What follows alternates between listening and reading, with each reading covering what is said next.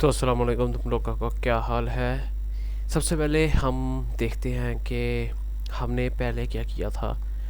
तो हमने अपनी पिछली वीडियो में लेक्चर 8 में हमने विड्थ के फंक्शन को देखा, और फिर हमने मैनिपुलेटर्स को देखा, कांस्टेंट्स को देखा और प्रेसिडेंस को देखा। और अब हम लेक्चर 8 में हम कंट्रोल स्ट्रक्चर्स की बात करेंगे, जिसमें दो चीज़ें आ जाती हैं, एक इफ़ एल्स आ जाता है और एक स्विच केस स्टेटमेंट्स आ जाती हैं। तो सबसे पहले बात अगर शुरू की जाए कि कंट्रोल स्ट्रक्चर्स इनको कहते हैं क्यों हैं, तो कंट्रोल स्ट्रक्चर्स इनको इसलिए कहते हैं कि ये आपके पूरे प्रोग्राम के फ्लो को कंट्रोल कर रहे होते हैं। इर्जा भाई आपने बड़ी बात कर दी है, समझ नहीं आई। चलो अभी समझ लेते हैं। सपोज़ के हम एक प्रोग्राम बना रहे हैं जिसका काम है कि यूज़र से एज इनपुट ले और बताए कि आप पाकिस्तान में CNIC के लिए अप्लाई करने के लिए एलिजिबल हो कि नहीं। ये सपोज़ करो कि हमने एक अपना छोटा सा प्रोग्राम बना दिया कि यूज़र से इनपुट ले और देखे कि CNIC वो बनाने के एलिजिबल है कि नहीं। तो यूज़र से इनपुट वो तो हमें पता है कि भाई एक सी इन करके हम एज का एक वेरिएबल बना लेंगे, उसमें यूज़र से इनपुट ले लेंगे। तो इसमें बड़ी बात केयर था भाई। अच्छा, बात इसमें ये है कि हम कंट्रोल वेरिएबल्स कंट्रोल स्ट्रक्चर्स का इस्तेमाल कैसे करेंगे। वो इस तरह करेंगे कि हमारी जो कंडीशन है, हमारी कंडीशन ये है कि पाकिस्तान में कि 18 से प्लस लोग CNIC बनाने के एलिजिबल होते हैं और 18 से नीचे लोग CNIC बनाने के एलिजिबल नहीं होते। तो इर्ज़ा भाई हमने एज तो इनपुट ले ली कि हम यूज़र से एज तो इनपुट ले लेंगे, लेकिन चेक कैसे करेंगे कि वो एज 18 से ज़्यादा है कि 18 से कम है। ठीक है, और 18 से अगर ज़्यादा है तो हम उसे कहें कि भाई आप एलिजिबल हो, और 18 से अगर कम है तो हम उसे कह दें कि भाई आप CNIC बनाने के एलिजिबल नहीं हो। तो इर्ज़ा भाई ये कैसे करेंगे। अच्छा, ये इस तरह करते हैं, यहाँ पे हमारे आ जाते हैं कंट्रोल स्ट्रक्चर्स का काम। अच्छा, कंट्रोल स्ट्रक्चर्स क्या होते हैं। कंट्रोल स्ट्रक्चर्स सिंपल आपके लॉजिक को कंट्रोल कर रहे होते हैं। लाइक अगर मैंने कहा है कि अगर तो मेरी एज ग्रेटर देन 18 है, ग्रेटर देन इक्वल टू 18 है, तो मैं एलिजिबल हूँ। ठीक है, और अगर मेरी age greater than less than 18 है तो मैं कहूँगा कि मैं नॉट एलिजिबल हूँ। ठीक है, ये मेरे पास एक छोटी सी एक बात आ गई। ठीक है, अगर तो मैं चाहता हूँ कि कंट्रोल स्ट्रक्चर्स वेरिएबल्स में दो चीज़ें हैं। पहली चीज़ है कि इफ़ एल्स। अच्छा, अगर मैं कुछ इस तरह लिख दूँ, if age is greater than equal to 18 तो आप एलिजिबल हो। Else if age is less than 18 तो आप एलिजिबल नहीं हो। ठीक है, तो हम इसको इस तरह देख सकते हैं कि अगर तो एज ग्रेटर देन 18 है तो सी आउट कह दो eligible, else if age less than 18 है तो सी आउट कह दो कि नॉट एलिजिबल। अच्छा, अब ये इफ़ और एल्स इफ में इसको क्या कह सकते हैं हम। इसको हम इस तरह समझ सकते हैं कि इन दोनों में से कोई एक स्टेटमेंट चलेगी। अगर मैं यहाँ पे एक और एल्स इफ लगा देता कि सपोज़ करो कि मैं एक और कंडीशन डाल दूँ अपने इस प्रोग्राम में कि अगर तो आप 80 के हो तो आप CNIC नहीं बना सकते, तो मैं यहाँ पे एक और एल्स इफ डाल दूँगा और मैं कह दूँगा कि else if age is equal to 80 तो भी आप नॉट एलिजिबल हो। तो इस तरह जितने भी मैं एल्स इफ डालता जाऊँगा तो मेरा एक काम जो है ना परफॉर्म होता जाएगा। मतलब मेरा जो इनपुट है, यूज़र जो इनपुट देगा उसके हिसाब से इनमें से कोई एक इफ़ कंडीशन ट्रिगर होगी। लाइक अगर यूज़र ने मेरा इनपुट दिया है 19 तो ये वाली ट्रिगर हो जाएगी, ये वाली सेटिस्फाई नहीं होगी, ये भी नहीं सेटिस्फाई होगी। अगर दिया है 20 तो भी ये ट्रिगर होगी, ये वाली नहीं होगी, ये भी नहीं होगी। लेकिन अगर दिया है 15 तो ना ये ट्रिगर होगी ना ये ट्रिगर होगी, सिर्फ ये ट्रिगर होगी। तो इसका मतलब ये है कि मेरा इफ़ एल्स इफ ये काम करता है कि आपके प्रोग्राम के फ़्लो को कंट्रोल कर रहा होता है। तो ये भी हम कोड से समझेंगे तो फिर हमें समझ आएगी। तो हम अपना फेवरेट विजुअल स्टूडियो कोड खोल लेते हैं और इसमें हम जाके जल्दी से एक लेक्चर 9.cpp का फाइल बना लेते हैं और उसको कह देते हैं कि फिर हम अपनी मनपसंद हेडर फाइल्स भी इंक्लूड कर लेते हैं, जो कि हमारा इंक्लूड करना लाजमी है और उसके बगैर हमारा काम नहीं चलता। अच्छा, अगर इसमें मैं कहूँ कि एक मैं सिंपल इंट बना दूँ एज, और मैं यूज़र से कहूँ कि इसमें एज इनपुट करे, और यहाँ पे मैं कह देता हूँ कि प्लीज़ इनपुट योर एज।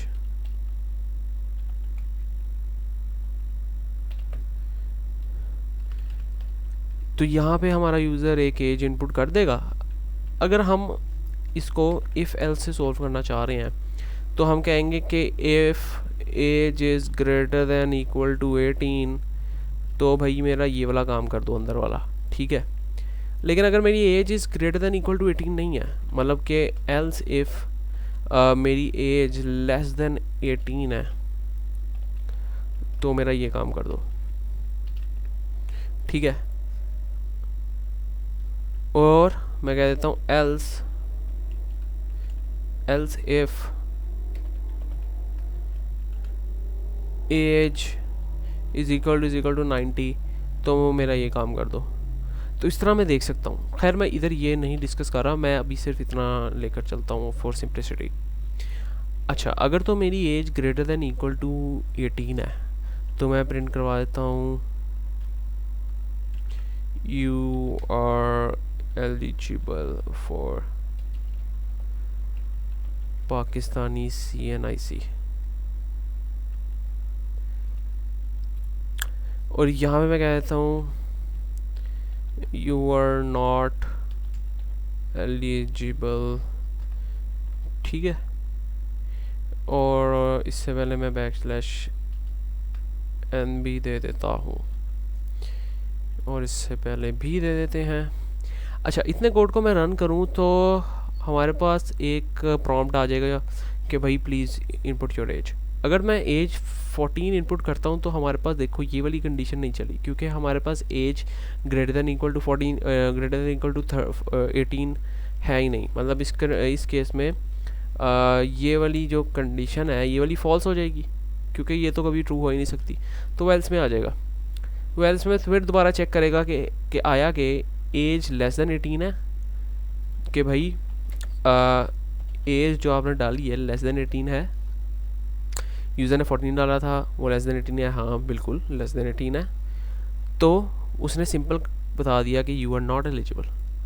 अगर यही मैं दोबारा रन करता हूँ और मैं कहता हूँ कि इसमें डाल दो कि मैं 22 साल का हूँ, तो उसने कह दिया you are eligible for Pakistani CNIC, ठीक है। तो 22 साल मतलब कि 22 is greater than equal to 18, या 22 बड़ा है 18 से।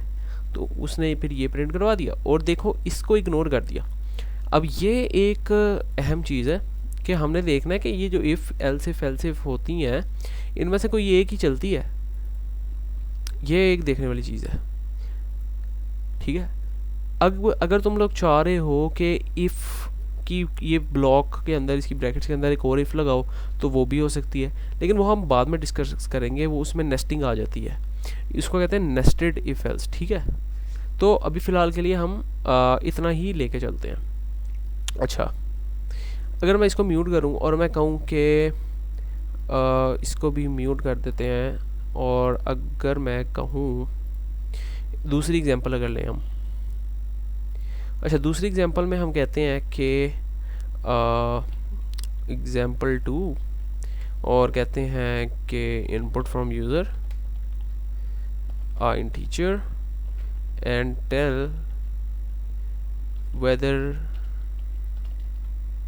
इंटीजर इज़ इवन और ऑड,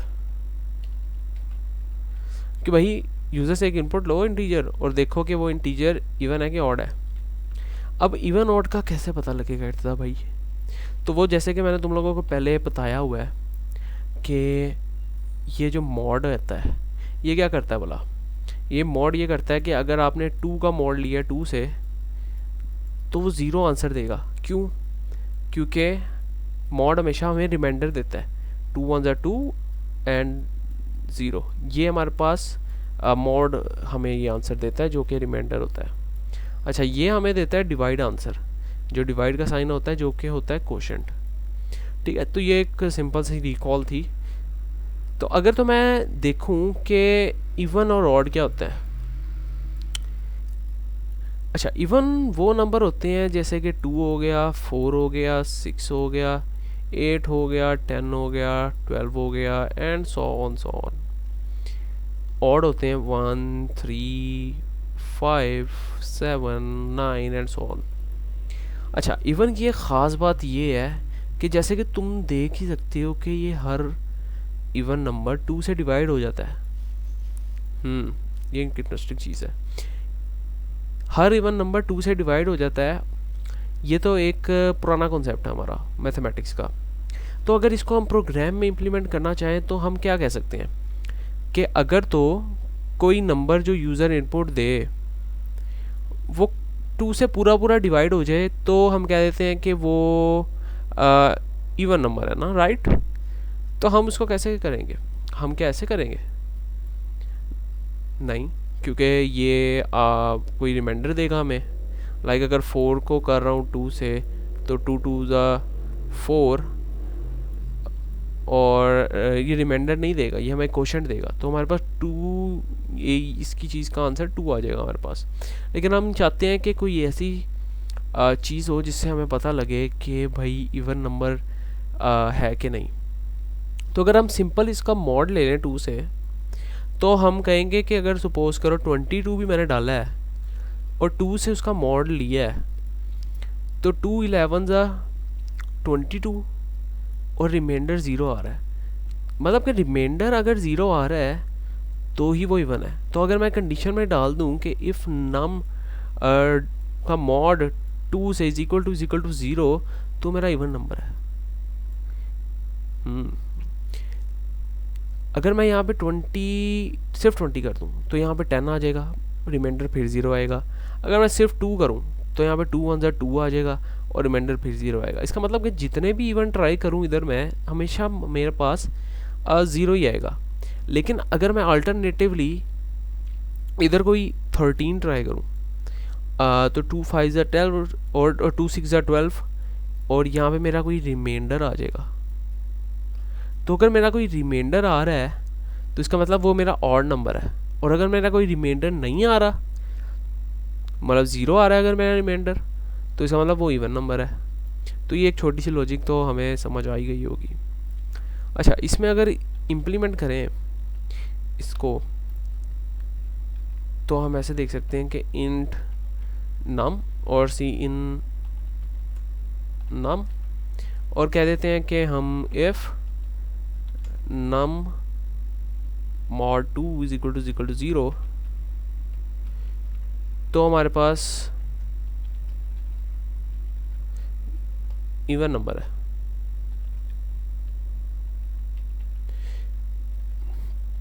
और हम कह देते हैं else if mod 2 is not equal to 0 तो हम कह देते हैं हमारे पास इवन नंबर है, ऑड नंबर है। तो ये एक छोटा सा हमने प्रोग्राम लिख लिया है अपने लिए इवन ऑड के लिए। अब यहाँ पे मैं अगर इनपुट दूँ 3 तो वो मुझे कहता है वो ऑड नंबर है। लेकिन अगर मैं दोबारा कोई 2 दूँ तो वो कहता है वो इवन है। अगर मैं इसको किसी और वैल्यूज़ के लिए भी चेक कर लूँ तो वो उसके लिए लाइक 191 के लिए ऑड है, ठीक है। और इसी तरह मैं देखूँ कि 190 के लिए क्या है तो वो इवन है। तो ये एक छोटा सा इंटरेस्टिंग सा प्रोग्राम हो गया हमारे पास। तो अगर तो मैं चाहता हूँ कि अगर मैं देख सकता हूँ कि अगर तो इवन है तो वो यहाँ पे प्रिंट हो जाएगा।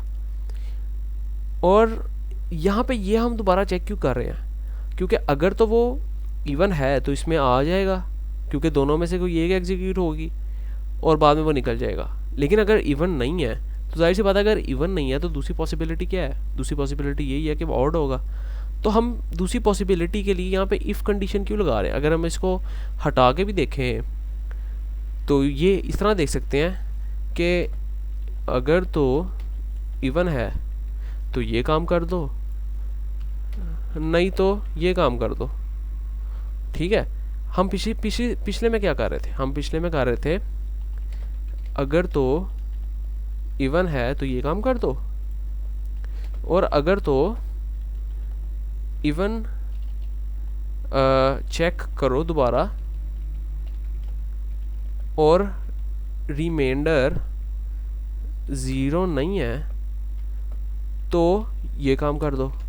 अच्छा, अगर तो ये हमें दोबारा चेक करने की ज़रूरत ही नहीं है, क्योंकि अगर इवन नहीं है तो ऑड है, तो इतना बड़ा काम हम कर ही क्यों रहे हैं? जब आप प्रोफेशनल प्रोग्रामिंग कर रहे होते हो तो हम इन छोटी छोटी स्टेटमेंट्स का भी ध्यान रखते हैं कि ज़्यादा कंप्यूटेशन ना करनी पड़े सीपीयू को।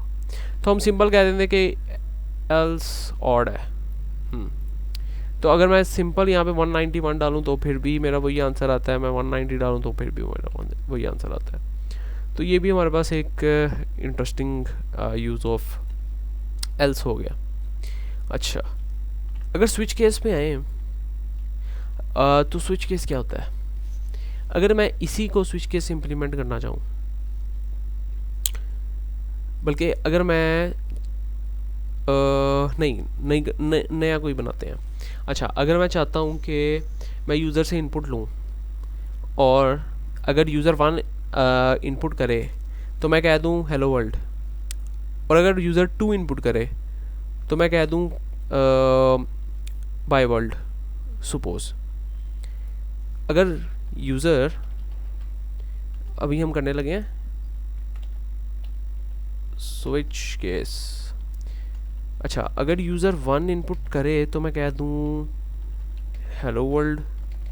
अच्छा, अगर यूज़र 2 इनपुट करे तो मैं कह दूँ बाय वर्ल्ड। अच्छा, तो हमने स्विच केस में इससे कैसे डील करना है?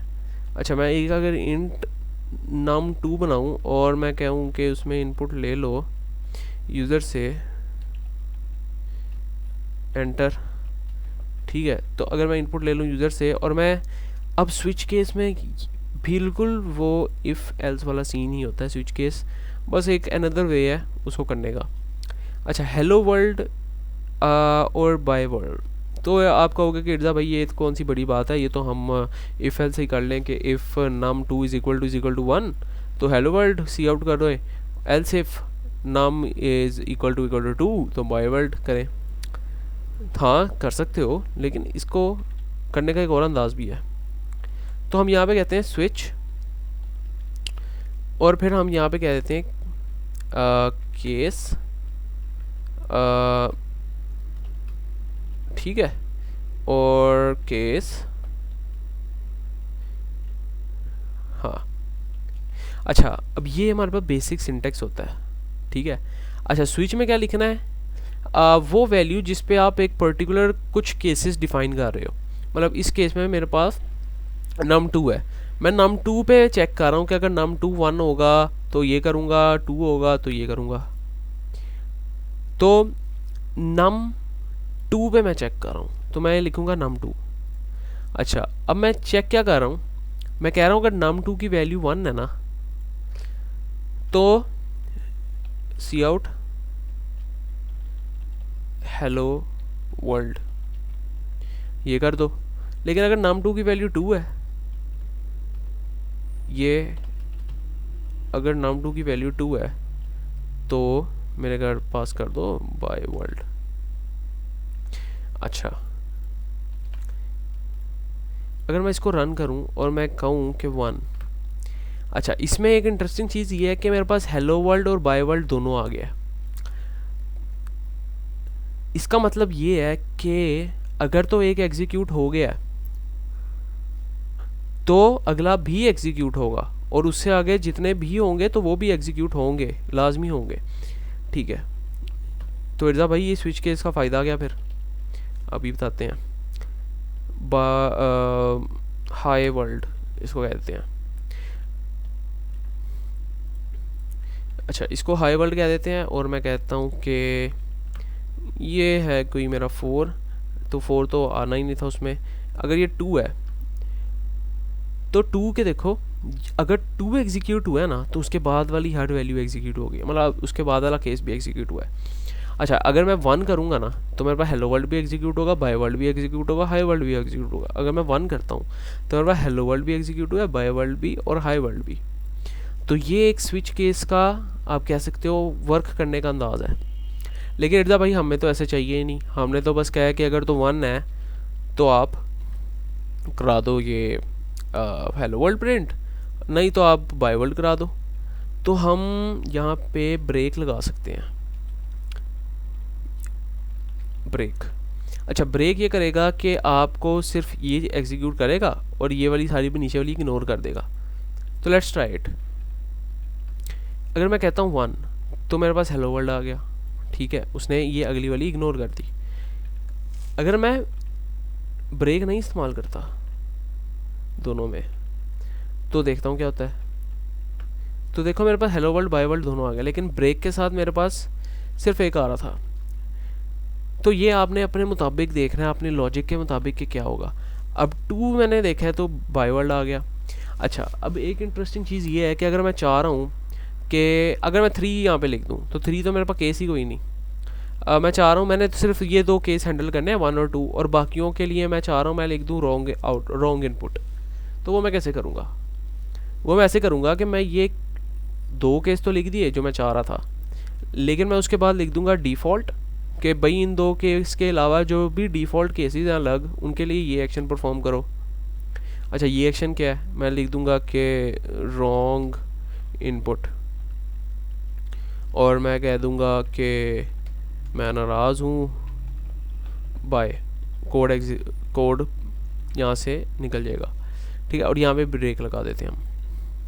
अच्छा, तो अगर मैं 6 इनपुट करूँ तो वो कहता है कि रॉन्ग इनपुट, मैं नाराज़ हूँ बाय, ठीक है। अगर मैं 1 करूँ तो वो कहता है हेलो वर्ल्ड, अगर मैं 2 करूँ तो वो कहता है बाय वर्ल्ड। तो ये एक छोटा सा कोड था एग्जांपल के थ्रू कि हमें स्विच केस और इफ एल्स, जिनको कहते हैं कंट्रोल स्ट्रक्चर्स, जो कि हमारे प्रोग्राम की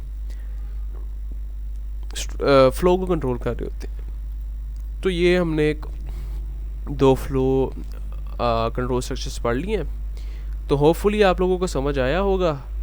तो अगर तो समझ आया है तो वीडियो को लाइक करो और चैनल को सब्सक्राइब करो अगर वीडियो अच्छी लगी है तो, और अपने दोस्तों के साथ शेयर करो ताकि वो भी इस प्लेलिस्ट से फ़ायदा उठा सकें।